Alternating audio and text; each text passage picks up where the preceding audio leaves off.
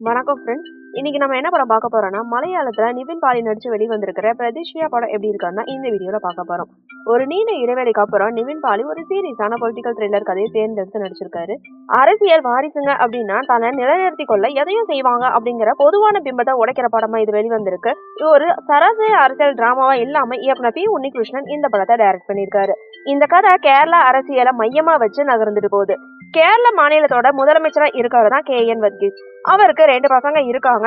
மூத்த மகனான டோபின் வர்கீஸ் அப்பாவோட வழியில அரசியல தீவிரமா இருந்துட்டு வர்றாரு. ஆனா இளைய மகனான ஜான் வர்கீஸ்க்கு அதுல கொஞ்சம் கூட விருப்பமே கிடையாது. அவர் தான் நிவின் பாலியா வர்றாரு. ஜான் வர்கீஸ் ஒரு திருமணமான ஒரு ஆளு தான். ஆனா எந்த பொறுப்புமே இல்லாம ஒரு பேச்சுலர் மாதிரியான ஒரு ஜாலியான வாழ்க்கைய வாழ்ந்துட்டு வர்றாரு. அவருக்கு அரசியல்ல துளி கூட விருப்பமே இல்ல. அவரோட ஆசை எல்லாமே ஒரு ஸ்டார்ட் அப் கம்பெனி ஆரம்பிச்சு பெருசா வளரணும், அது மட்டும்தான். இன்னொரு பக்கம் முதலமைச்சரா இருக்கிற வர்கீஸ் மேல ஏகப்பட்ட ஊழல் குற்றச்சாட்டுகள் வருது. மக்கள் மத்தியில அவருக்கு எதிர்ப்பு அலையும் வீசிட்டு இருக்கு. இந்த நேரத்துல வர்கீஸ் ஒரு முக்கியமான முடிவை எடுக்கிறாரு.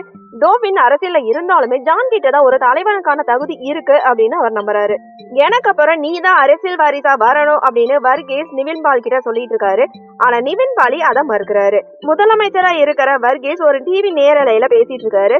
அப்ப ஒரு அதிர்ச்சியான சம்பவம் நடக்குது. அத ஜான் விஜயான நிவின் பாலி அவரோட குடும்பமும் நேரலையில பாத்துட்டு இருக்காங்க. அந்த சம்பவத்துக்கு அப்புறம் வர்கீஸ் இறந்து போறாரு. இங்க இருந்துதான் ஜானோட வாழ்க்கை தலைகீழா மாறுது.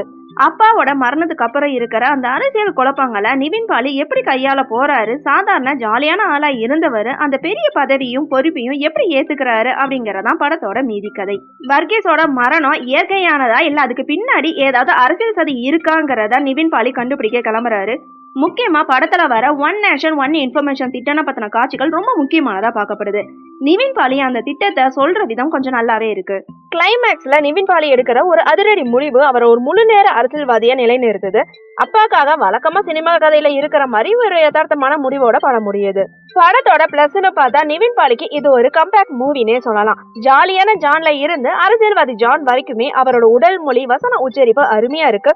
முழு படத்தையும் அவரே தாங்கி பிடிச்சிருக்காருன்னே சொல்லலாம். இயக்குனர் பி உன்னிகிருஷ்ணன் ஒரு தரமான அரசியல் டிராமாவை கொடுக்க முயற்சி செஞ்சிருக்காரு. மேக்கிங் வைஸ் படம் கொஞ்சம் ரிச்சாவே இருக்கு. குறிப்பா ஒளிப்பதிவு கேரளாவோட அரசியல் காலத்தை அழகா காட்டியிருக்கு. ஐஸ்டின் வர்கீஸோட இசை படத்துக்கு ஒரு பிளஸ்ன்னு சொல்லலாம். ஆனா சில இடங்கள்ல கொஞ்சம் ஓவர் டோஸா இருக்கிற மாதிரியும் இருக்கு. படத்தோட மைனஸ்ன்னு பார்த்தா முதல் பாதி ரொம்பவே ஸ்லோவா போகுது. ஆனா இடைவேளைக்கு அப்புறம் கொஞ்சம் வேகமா போகுது. திரைக்கதை ரொம்பவே பழக்கப்பட்ட பாணியில தான் இருக்கு. அதனால வர திருப்பங்கள் நம்மளால ஈஸியா ஜட்ஜ் பண்ண முடியுது. கிளைமேக்ஸ்ல இன்னும் கொஞ்சம் சஸ்பென்ஸ் வச்சிருக்கலாம். பாடல்களும் சண்டை காட்சியும் இல்லாதனால படத்தோட நீளம் சில பேருக்கு கொஞ்சம் சலிப்பை ஏற்படுத்தலாம். ஆக மொத்தத்துல பிரதிஷ்யா படம் எப்படி இருக்குன்னு கேட்டீங்கன்னா, முதல் பாதியை தாண்டி வந்துட்டீங்கன்னா ஒரு டீசென்டான பொலிட்டிக்கல் த்ரில்லர் டிராமாவா உங்களுக்கு கிடைக்கும். நிவின் பாலி ரசிகர்களுக்கும் சீரியஸான அரசியல் காலத்தை விரும்புறவங்களுக்கும் இந்த படம் கண்டிப்பா பிடிக்கும். மற்றவங்களுக்கு கொஞ்சம் சலிப்பை ஏற்படுத்தலாம். ஓகே ஃப்ரெண்ட்ஸ், நெக்ஸ்ட் வீடியோல பார்க்கலாம். இந்த வீடியோ உங்களுக்கு பிடிச்சிருந்தா லைக், ஷேர், சப்ஸ்கிரைப் பண்ணுங்க. தேங்க்யூ.